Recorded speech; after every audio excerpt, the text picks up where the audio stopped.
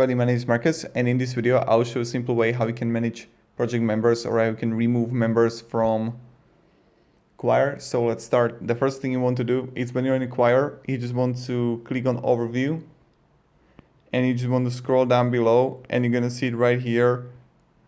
I won't be able to see it right here, but you will see it right here. So when you're gonna click on not organization, but project, you just go to overview of the project, and in a scroll down below you will see here people, and this is how we can edit it.